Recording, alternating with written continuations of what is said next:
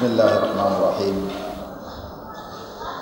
الحمد لله رب العالمين، وبه نستعين على أمور الدنيا والدين، وأشهد أن لا إله إلا الله وحده لا شريك له، وأشهد أن محمدا عبده ورسوله أرسله الله بالهدى ودين الحق ليظهره على الدين كله ولو كره المشركون. ربي اشرح لي صدري ويسر لي أمري واحلل عقدة من لساني يفقهوا قولي. سبحانك لا علم لنا إلا ما علمتنا إنك أنت العليم الحكيم. بسم الله الرحمن الرحيم. Tukiendelea na kitabu cha Fiqh Sunna, tuko katika mambo ya mazishi na leo tunaondokea mlango al-ihdadu ala al-mayyit. Al-ihdadu ala al-mayyit, kuweka msiba kwa ajili ya maiti. Al-ihdadu, kuweka msiba ala al-mayyit, kwa maiti.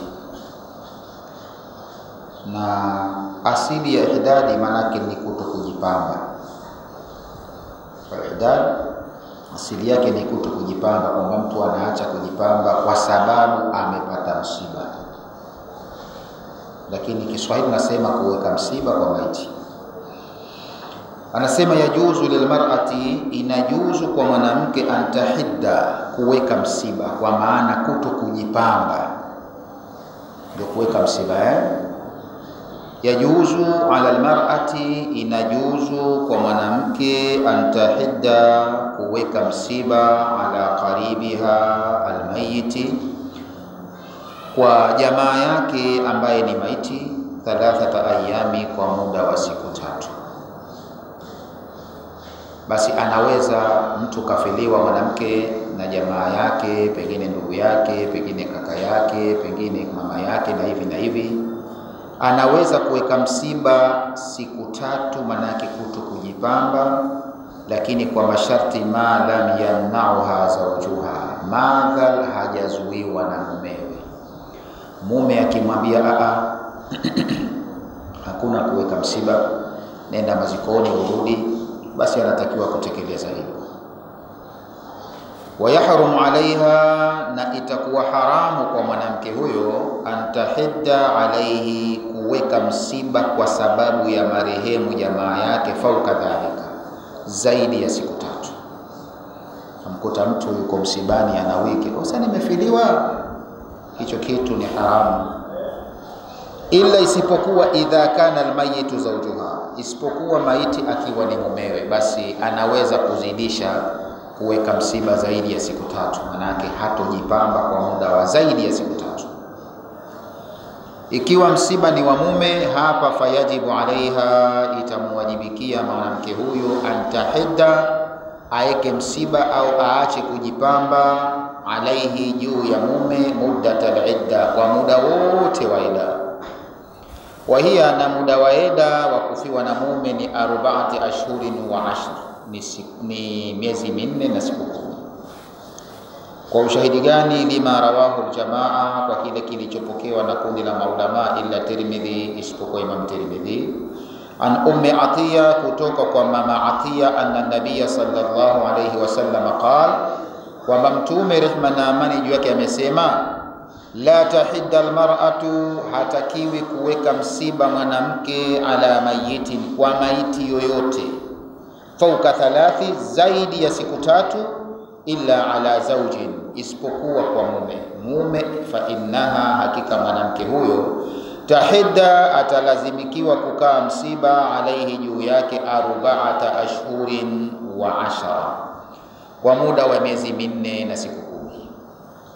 Tena katika kipindi hicho, wala talbasu thawban masbugha, hatakiwi kuvaa nguo ya marangi na mapambo. Hapa kuna ua gani, hapa kuna ua gani. Katika kipindi ambacho yeye yuko katika msiba, kafiliwa na mume, hatakiwi kuvaa nguo masbugha, iliyopakwa marangi, maua, yani yenye urembo kwa ufupi. Illa thawba asbin, isipokuwa nguo tu iwe ya mfuto, kama ni nyeupe, kama ni nyeusi, kama ni nyekundu. Tunaelewana nafikiri? Yani isiwe nguo yenye mapambo.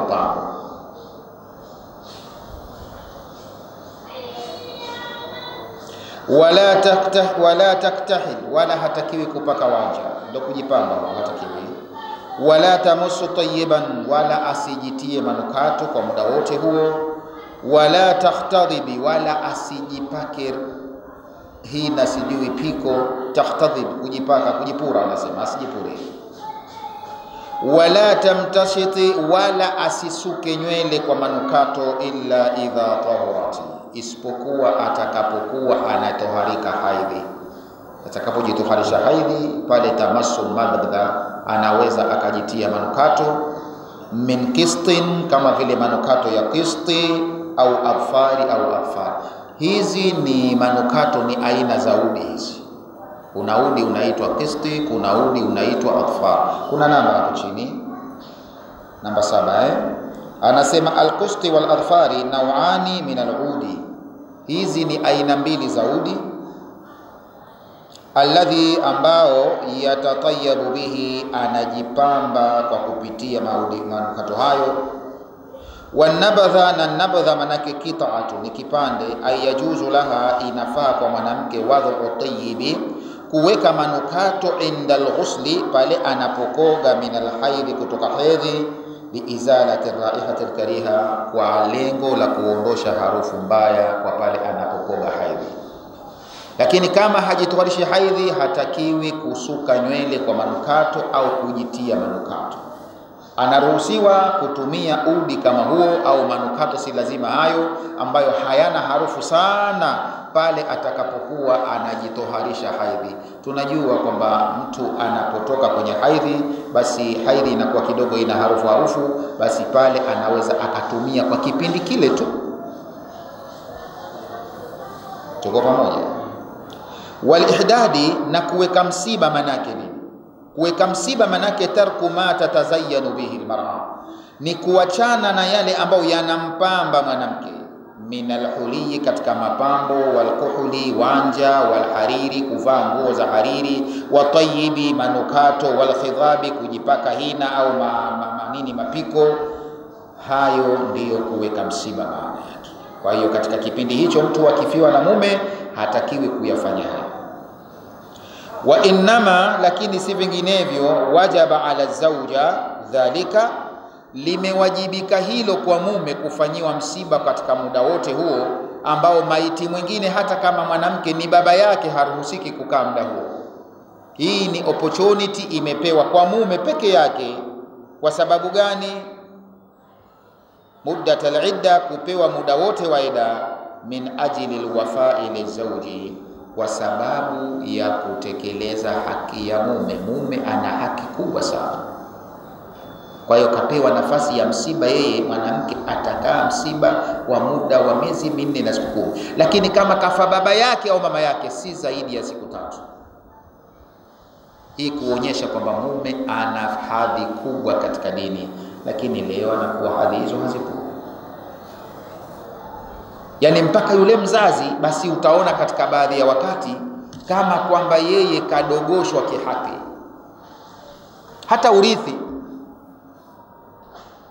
Hata urithi, basi mzazi utakuta mwanawe kama mzaa mwenyewe, lakini mume atarithi fungu kubwa kuliko baba na kuliko mama. Tufahamiana? Kwa sababu ikitokea kwa mfano mwanamke amefariki, ameacha baba yake na mama yake, sawa, lakini akamwacha na mume, na pengine kuna na mtoto kaacha.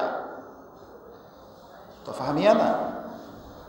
Amefariki mwanamama, kaacha baba yake na mama yake, lakini kamwacha na mume wake, lakini pia pengine kulikuwa na mtoto walishazaa kwa mfano.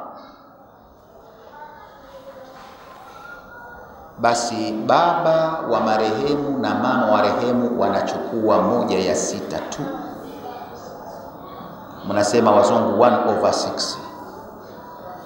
Manake mali inapigwa mafungu 6, baba anachukua fungu 1 na mama achukua fungu 1.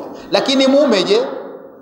Mume kwa kuwa kuna mtoto atachukua robo ya mali ya mkewe. Nani kapata zaidi? kapata mume zaidi.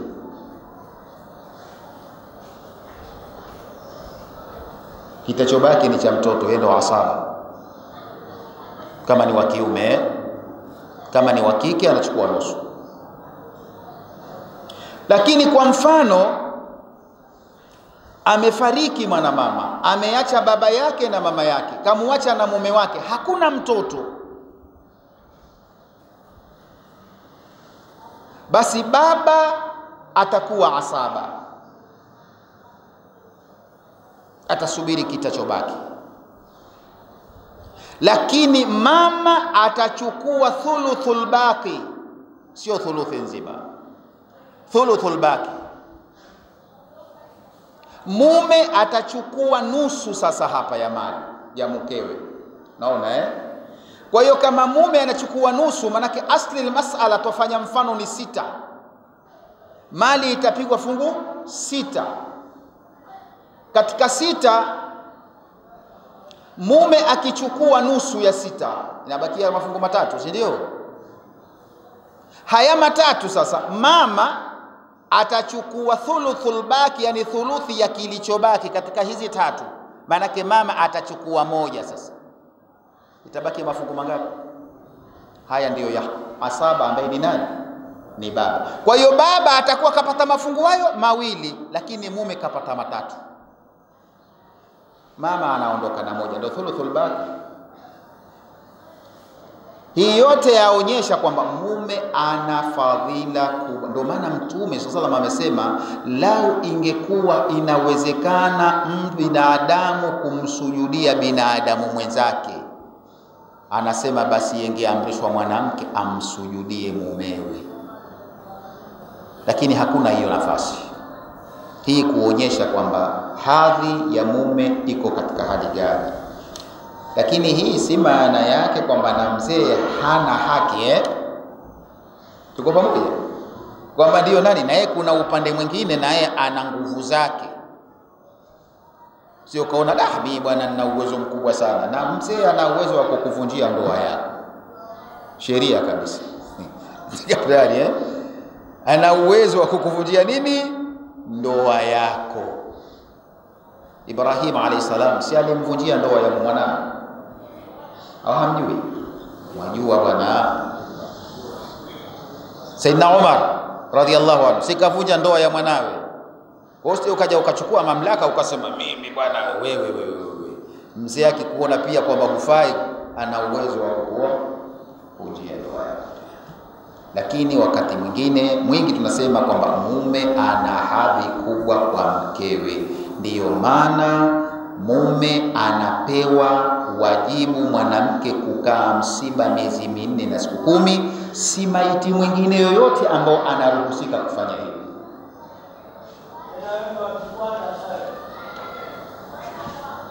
Tunakwenda.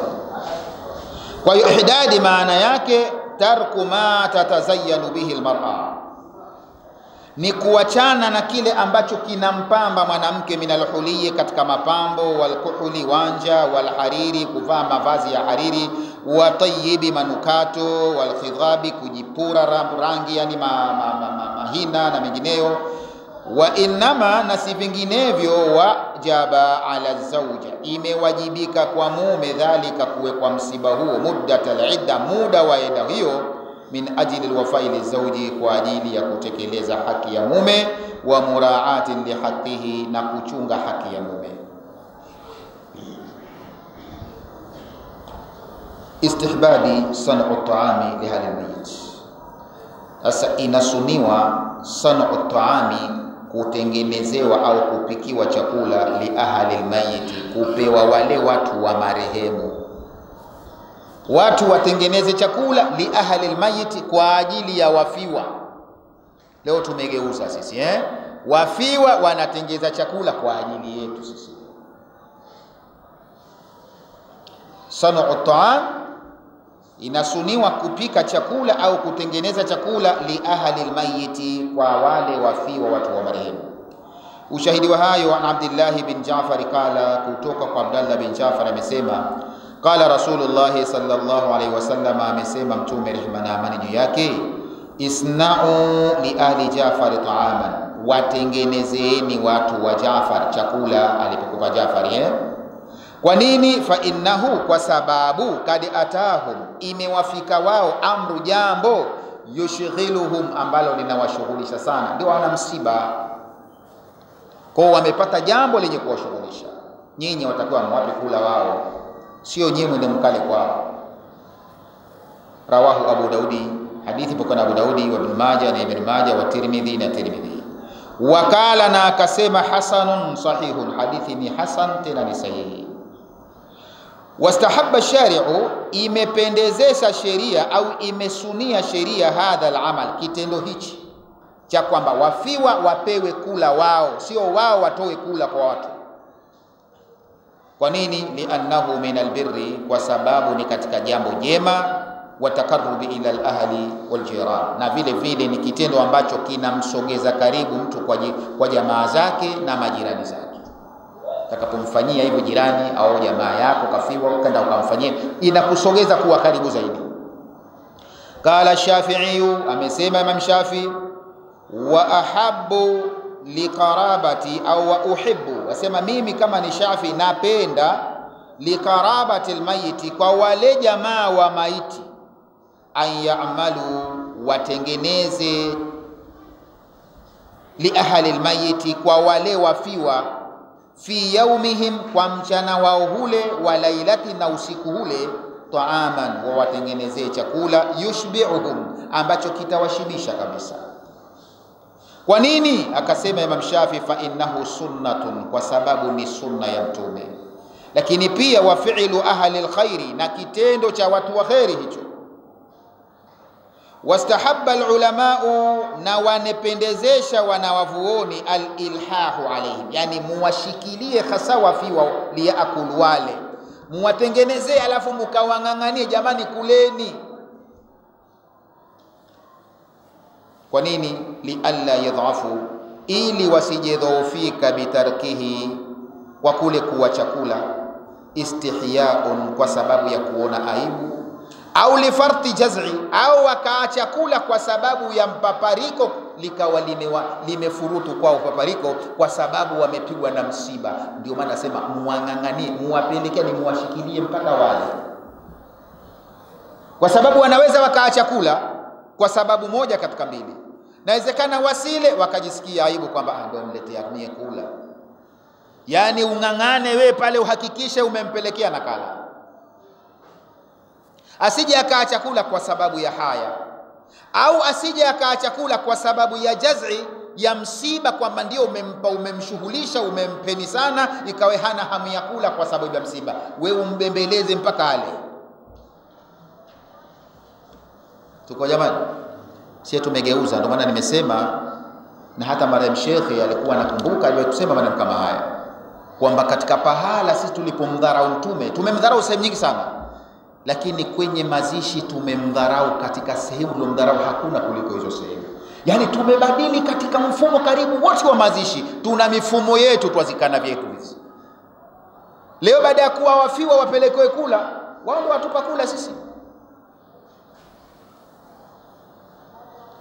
Kuanzia siku ile mtagaiwa biskuti nyingi tu, maji mtapewa kama sio soda, na siku ya tatu mtachezea biskuti nyingine kama si ubwabwa, tegemea na kila watu na mazingira yao.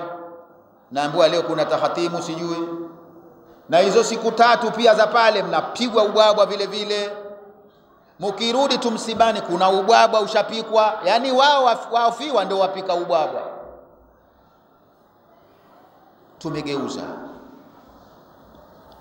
Tumegeuza kabisa. Na kule kwenye msiba wa kina mama wanavaa mashungi na nikabu, tupo tunafahamiana, soksi mikononi na miguuni, kwa kuwa nani? Kizuka. Sio mnifahamu? Kumbe hii sio sheria ya kizuka, hii ni sheria ya mwanamke muda wote avae hivi. Watu wanajua ile ni kizuka tu, akimaliza uzuka kavua, anatembea na kanga ya shingo basi. Ile sio sheria ya uzuka, ni sheria ya mwanamke kuvaa vile. ila kipindi kile kalivyoona hatakiwi kujipamba. Lakini sisi tunaona kwamba kizuka ndio avae, ajisitiri, anapigwa nguo jeupe kama bafuta hivi, kama maiti fulani hivi, hatoki ndani. Hakuna sheria kwamba asitoke ndani, aweza akatoka akaenda na peleka zake, lakini ajisitiri. Na hiyo kujisitiri si kwa sababu ya sheria ya uzuka, ni sheria ya mwanamke wa Kiislamu. Kwa hiyo kwenye misiba hatutakiwi wale wafiwa wao kupika chakula kwa ajili ya wanaokuja. Wale wanaokuja ndio wao wawatayarishie kula wale. Kwa hiyo ikiwa sisi tunapokwenda pale mfano hatwendi na kula, basi angalau kila mmoja akienda, huyu ana 200, huyu ana 500, huyu anampa ndio kuandaa kula, atatafuta kula mwenyewe. Lakini sana wewe usiende ngangana pale pale umpeleka 500 na wewe wasubiri pale pale, ndio umempa wewe 500 yako untoa, alafu wewe wala 2000. Maana untoa 1000 alafu nawe wasubiri pale pale cha mchana na asubuhi, siku 3. Sasa umewapa kula wewe, hicho ulichokula wewe, hiyo 1000 yako vipi hiyo? Lakini ndio tushakuwa kama ni sheria. Mimi usio kanseo kipwa, mimi kipwa nala. Sikusudi hata kusoma. Kipi wanakula? Lakini sivyo ilivyo. Tume anawaambia watu wa Jaafar, anasema wapeni watu wa Jaafar chakula baada ya kufiliwa na baba yao Jaafar, kwa sababu hao wamefikwa na jambo. Kipindi kile mtu haendi kazini, ndio kafiliwa. Hata alikuwa msiuko kazini, bwana fulani mzee amekufa huko, ndio basi tena kaacha kazi huyo. Ndio maana utakuta sisi leo twalia sana. Hata ukimsomea aya usilie untukuta sote, haujatukuta sote, unkuta peke yangu. Afikiria mengi, ajikia na hilo deni baadaye kubwa la kuja kulipa.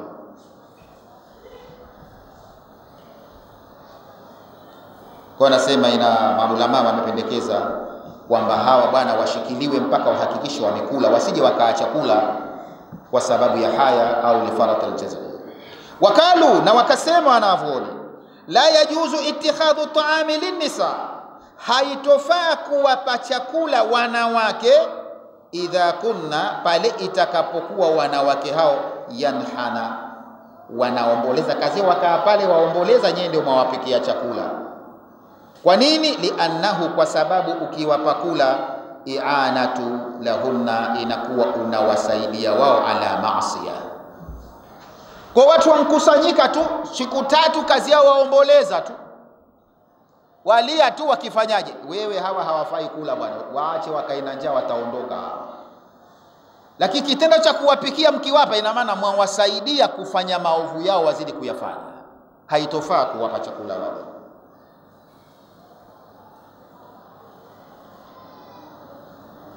Wattafaka al-a'imma, na wameafikiana maulama wote ala karahati san'i, kwamba kuna chukizo san'u, kutengeneza chakula, ahlul mayiti, yani watu wa maiti kutengeneza taama, chakula, linasi, yani wao ndio wawapikia watu. Yajtamauna alai, watu wakuja kusanyika pale, wao ndio wawapikia. Hii bwana wanasema makruh, haitakiwi kabisa. Na wengine wapika uji, kifika hapa lazima munywe uji na watu na mamila zao, wengine lazima kuna jungu la uji lipikwe. Hili jambo maulama wamelichukiza sana. Karahata sana ahli almayyit taama, umakuruhu wa kutengeneza watu wa maiti chakula, linasi, kuwatengenezea watu, yajtamiuna, ambao wanakuja kukusanyika pale. Hii imekuwa ni makuruhu. Kwa nini? Lima fi dhalika, kutokana na kinachopatikana kwenye hilo, min ziyadati almusibati alayhi, wawazidishia msiba kwao, wa shughlan lahum, na unawashughulisha wao, ila shughlihim, pamoja na shughuli zao walizonazo. Lakini pia watashabuhan, na pia inakuwa kitendo hilo watu wanajishabihisha bisani ahli jahiliya, na vitendo vya watu wa kijahili. Kwa hiyo haifai kufanya hivyo, kwamba wao ndio wakae pale wapika chakula kwa watu wanaokuja. Kwa ushahidi gani? Li hadithi Jariri, kwa ushahidi wa hadithi ya bwana Jariri, kala, amesema, kunna, tulikuwa sisi, na'uddu, tulikuwa tunahesabu, al-ijtima', kule kukusanyika watu, ila ahli almayiti, kwa watu wa marehemu, wa saniyatu taama, halafu wakatengeneza chakula wale watu, baada dafnihi, baada ya kushazikwa maiti. Tulikuwa tunahesabu hii minan niyaha, hii ni katika kuomboleza, hii minan niyaha. Yani watu weshazika, halafu watu wakaenda wakajikusanya pale. Tuko pamoja eh? Halafu watu wa marehemu wapika chakula kwa ajili, asema hii si tulikuwa tunahesabu huku ni kuomboleza. Kama ni kuomboleza tumpita punde hivi, anasema haifai watu kuwapa chakula ambao wamekaa kazi yao kuomboleza, wakatafute kazi wakafanya. Tuko jamani? Ndio maana kuna watu bwana wasifiwa kwenye jamii, lakini kumbe maskini hatujui tu. Kuna watu bana hawakosi msiba, tena hata kama haujamhusu vizuri, siku 3 zote, kama kuna 4 basi atakaa yeye. Ashapiga budget siku 3 4, hapiki tena kwake bwana. Wewe kwa siku watumia bei gani? Sasa anapiga hesabu, kukishadondoka anakuja kujitia kulia uongo, kumbe afu anasema hapa nishapata kufanya budget yangu siku 3 sipiki. Hapa patakuwa panalewa chai, panaliwa cha mchana na cha usiku. Basi yuko pale pale. Watu wasema mashallah, kaja kushirikiana na sisi kwenye msiba, kaja kukutieni hasara kwenye msiba. Kwani kuja akawapa pole alafu akaenda zake akanywa chai kwake hawezi? Tuko pamoja eh? Akaja akakaa pale, ikifika mchana akaenda akala kwake hawezi. Pale ibakie wale wa mbali, wale ni lazima, sheria inaruhusu. Kwamba mtu haiwezekani katoka Dar es Salaam, katoka Pemba umwambie bwana mkubwa. Hapa bwana ukishazika utafute pala wende, endea wapi huyu? Wale sheria inaruhusu. Lakini wewe msiba uko hapo, nyumba hii hapo, pengine hata uko sijui Magogoni. We Magogoni na hapa leo unakwenda kukaa pale, wachukua mkeka wako na mto na chandarua.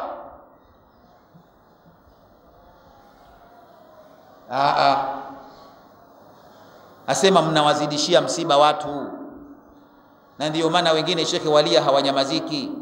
Kila ukimpiga aya, shekhe nyamaza, yametukuta sote, hajatukuta sote, ndio hatima ya Mungu. Hii nyingine si hatima ya Mungu, nyingine hatima yenu nyie.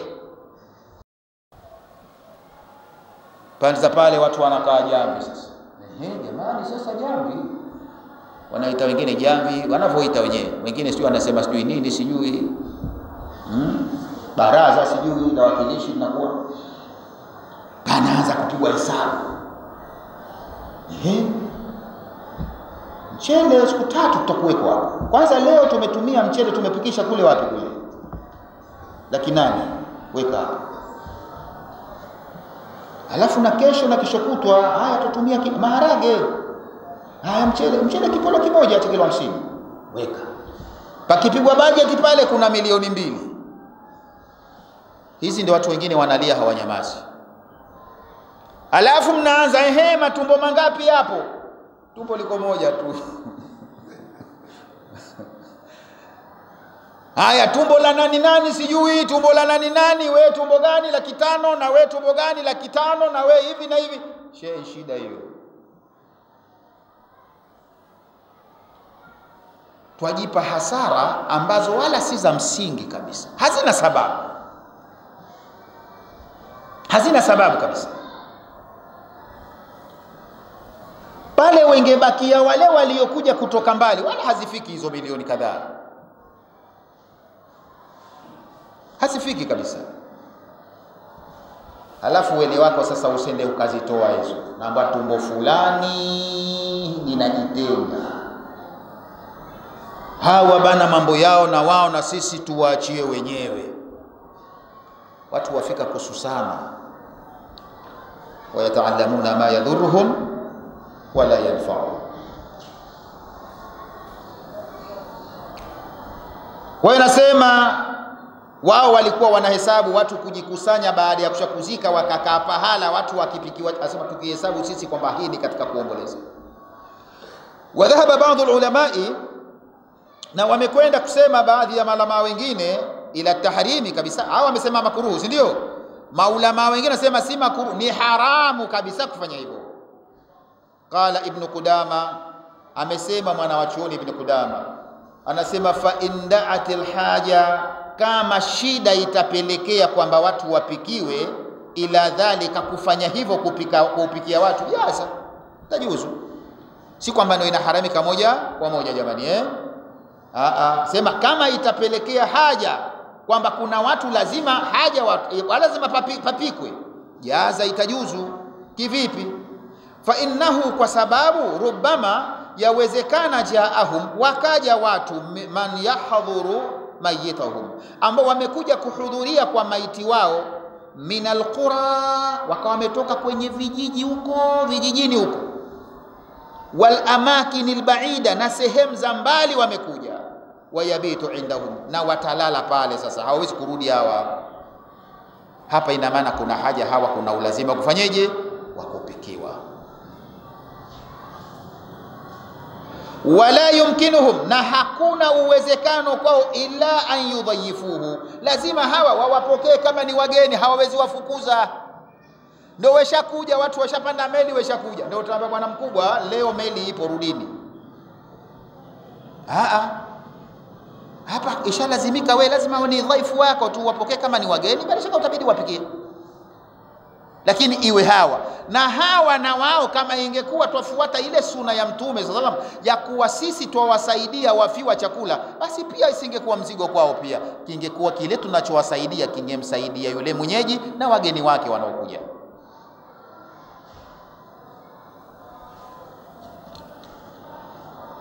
Kwa hiyo tusio na msimamo ikazidi sana mpaka ukafukuza watu wote, kaonekana wa ajabu kweli kweli, na pia itakuwa hiyo dini pia umeipita upande nayo. Ndio ukimaliza kuzika pale, mnauliza, unaanza kama takwaje, haya vipi wewe leo wala la? Ndo kama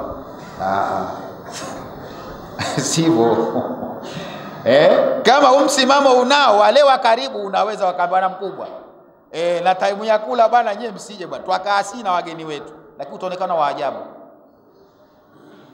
Manake leo yale mambo muhimu shekhe, sisi hatuyaoni muhimu. Ndio kama tuwaona muhimu sana sisi watu wa marehemu kununua katuni za biskuti pengine 10, tuko pamoja, pesa kadhaa wakawapa waliokuja. Jamani, tutafahamu dini lini? Kama ndiyo kweli nyinyi kuna hii thamani mnataka muitoe, kwa nini hii badala ya kuinunulia biskuti mungekwenda kununulia kitu kilichokuwa cha sadaka tunjaria kwa ajili ya maiti? Ingekuwa bora kuliko kuwapa watu biskuti wakamumunya. Ikiwa kwamba nyinyi mtatumia sijui katuni 10 pamoja sijui na chupa za maji kadhaa, pengine mkipiga hesabu ni 300, fanya mfano, na zazidi hapo, kwa mfano hizi 300 mngezichukua mkazipeleka msikitini, au mkazipeleka madrasa, au mkazipeleka pahala panachimbuliwa kisima, zikenda zikaingia pale kwa ajili ya huyo, basi ingekuwa ni aula kuliko kuwagawia biskuti watu wakala.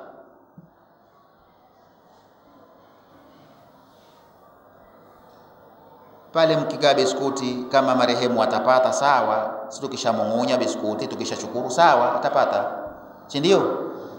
Lakini imeishia pale.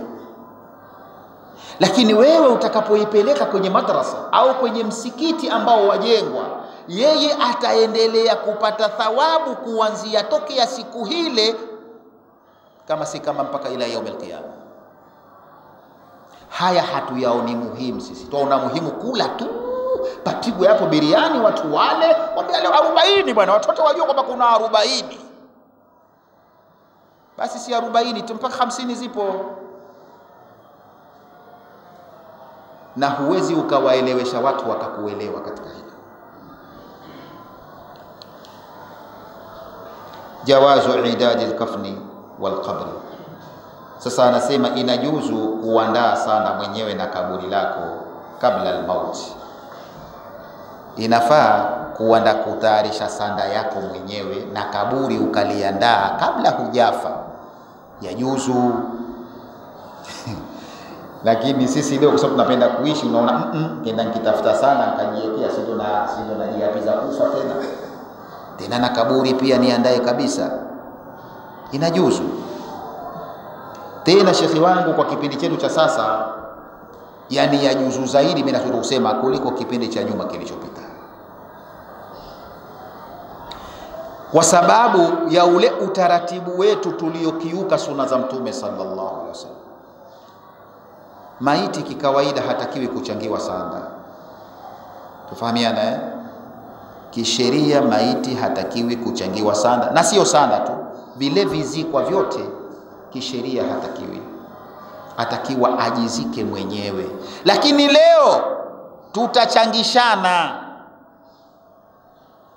Tena baya zaidi mpaka wale ambao pengine wala hawahusiki na marehemu wamekuja msibani, basi kofia itatembezwa huko. Tupo sina maana kwamba ni haramu, tushaona kwamba inapaswa wale kuwasaidia nani, marehemu. Lakini je, kile kinachochangwa usije ukashangaa pia kikanunuliwa sanda yako, au ndio ikalipiwa sanda yako wewe, na vizikwa vyote vikatoka kwenye zile pesa ambazo watu wamekuja kuchangia. Hii si kitu kinachokubalika katika Uislamu. Kama itakubalika mimbabi dharura, iwe kwamba tena hakuna wale wakichanga wachange kula tu. Tuko pamoja wachange nini? Kula, lakini si vizikwa. Vizikwa unatakiwa ujizike mwenyewe. Sasa utakapoandaa sanda yako kabisa, utaepusha kuja kuchangiwa sanda. Jamani, maiti anajisikia idhlali kweli kweli, ibakie ndo basi kesha kufa tu. Ingepata uwezo wa kunyanyuka akaja juu duniani, shekhe wangu, nguo zenu ingekupeni wenyewe. Anasumbuka sana mpaka nguo, basi kitambaa ambacho pengine thamani yake hata haifiki hata 20,000, kama yafika ni 20 au 30, na uwezo si kwamba mwenyewe hana, kaacha vitu. Tunachangishana. Kwa hiyo kuepuka hili, wewe ukijiwekea sanda yako kabisa, utakuwa umejiepusha kuchangiwa sanda na kuja kusikitika kaburini kwako, ukabakia wanyongeka na hakuna tena wa kukusikia. Wa kukusikia hayupo, labda itokezee Allah akupe hidayah, na hii si sana. Wapo ambao wasikitika mpaka wanakwenda katika ndoto kwa watu wao. Saa nyingine unakuja kumuona maiti wako kakujia amevaa nguo mbovu, tuko pamoja, halafu amekuja mnyonge. Uenda usitafute tafsiri wewe, nguo mbovu maana yake mmempa sanda, mmemchangia, wakati mwenyewe pengine ana sanda yake. Sasa pengine maiti kaja hivyo tena na huyu aliyejiwa awe ni mtu mshughulikiaji, apite kuuliza na huku mpaka aambiwe ende akalipe.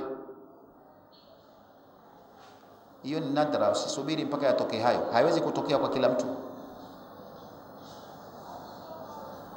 Inafaa kujiandalia sanda yako. Wazee wetu walikuwa wanajiandalia sanda, ila wao walikuwa wakijiandalia sanda kwa utaratibu huu, walikuwa hawanunui kitambaa.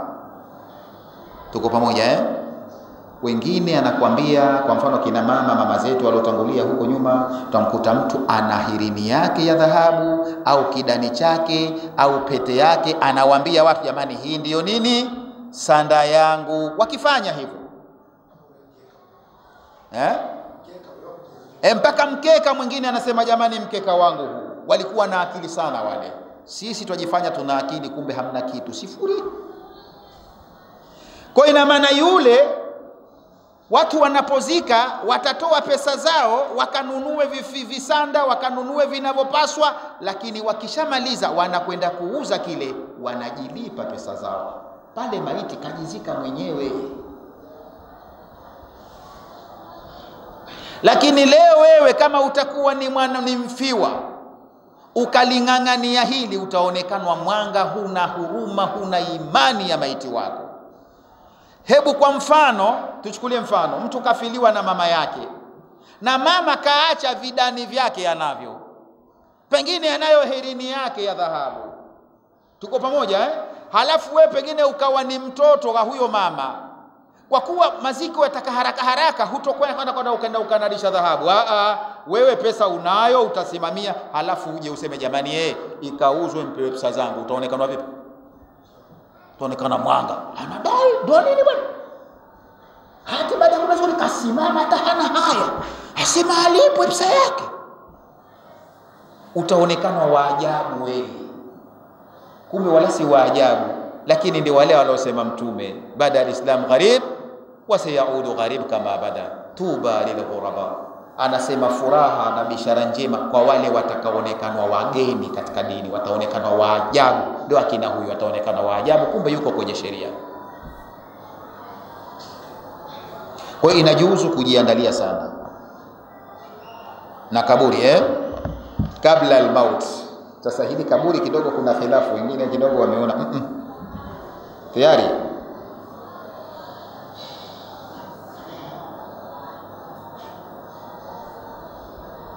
kabla al-maut.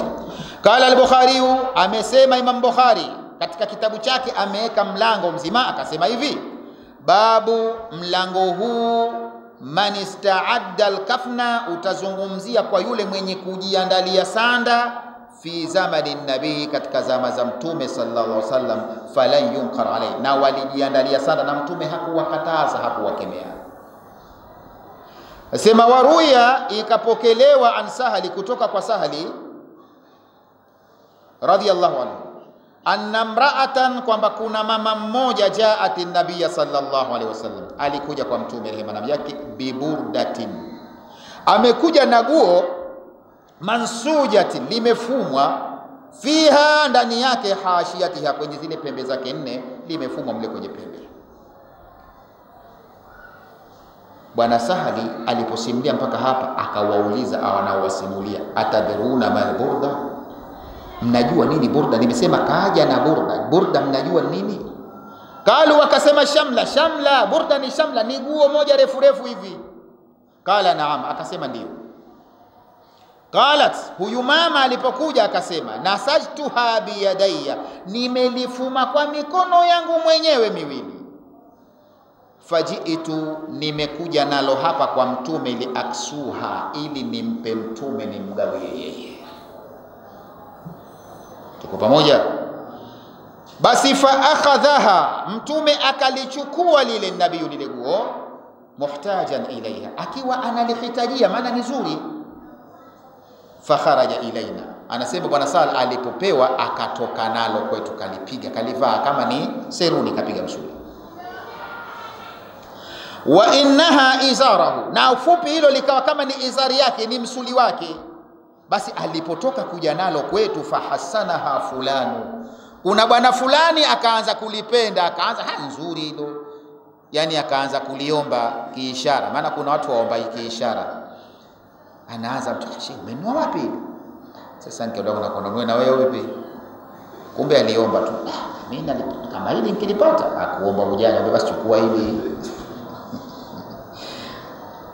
Wanasema kuna fulani, bwana fulani akaanza kulipenda naye, fahassanaha fulanu, fakala, akasema iksiniha, anamwambia yule mama nipe mie, ma ahsana, hali nzuri sana ile nguo. Qala alqaum, watu wakamwambia alikuwa, ma ahsant, bwana wewe halijakupendeza, halijakupendeza kabisa, wala si zuri. Kwa nini? Labisa hanabi, ili nguo kalivaa Mtume, wewe atakaopewe wakati Mtume kesha kwa Mtume, uzuri wako waje tena? Muhtaja na ila Mtume kalivaa akiwa mwenye analihitaji, wasema upewe wewe, awaje mambo kama hayo? Hapo hakuna uzuri. Tuko pamoja? Thumma sa'altuhu, anasema kisha nikaliomba mie. Sahali sema na mimi nikaomba mimi kumuomba Mtume. Sasa si ndo kapewa? Anasema wa alimtu, na mimi niliomba nikiwa najua, annahu, kwamba Mtume la yarudi, Mtume kawaida ukimuomba hakurejeshi, hana tabia kumuomba kitu hata kama anakihitaji yeye hukupa tu, unajua nikimuomba yamani. Kala, akasema inni wallahi, hakika mimi nakuwa pia na Allah, ma saaltuhu, sikuliomba guo hili lialbisaha, kwa ajili ya kwenda kulivaa, la, lakini inama, si vinginevyo, saaltuhu, nimeliomba, litakuna kafni, ili nikaliweke kwa ajili ya sanda yangu. tumekeshalivaa, iwe sanda yangu. Kala Sahal, akasema Sahal, fakanat kafnuhu, basi likawa ndio sanda yake kweli, maana mtume kawaida ukiomba akampa. Kwa tayari na maana jamaa kaliomba guo, akaliandaa kwamba ni sanda yake tayari, kuonyesha kwamba inafaa kuandaa nini sanda hata kama hujafa. Kala al-Hafidhu, akasema Hafidhu, muallakan, katika hali ya kuitolea taaliki sherehe, ala tarjuma, kwenye ile mlango wa tarjuma, maelezo yake, kichwa cha habari, akasema wa innama, hakika si vinginevyo, qayyada, amefungia, ametia takyidi al-Bukhari, yani Imam Bukhari, tarjuma, ameweka tarjuma, kichwa cha habari, bidhalika, kwa kile tulichokisoma kwamba babu man ista'adda al-kafna fi zamani nabii, ameweka kichwa cha habari kile, ayani bikaulihi, kwenye ile kauli yake aliposema falam yunkar, kwamba hakukatazwa yule aliyefanya hivyo.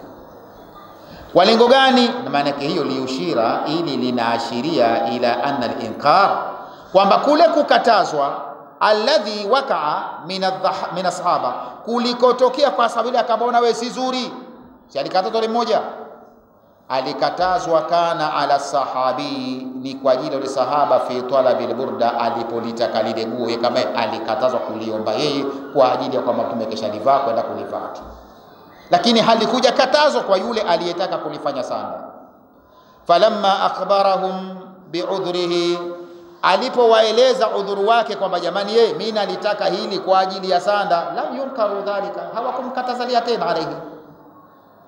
Sasa hiyo fayustafadu minhu, inafidisha maana yake jawazi tafsili, kwamba inajuzu mtu kutafuta makile ambacho la budda minhu, ambacho hakuna budi lazima kipatikane lile mayiti, kwa maiti, kama nini, min kafni, kama vile sanda, wa nahwuhu, na mengineyo, fi hali hayatihi, kuyatafuta hayo katika hali ya uhai wake. Swali, wa hali yulhaqu bidhalika hufratul qabri, je, inaambatanishwa hapo pia kuchimbua kaburi, nayo yaingia kuandaa kwamba mtu pia aweza jichimbulia kaburi kabisa? Tuadhini kwanza.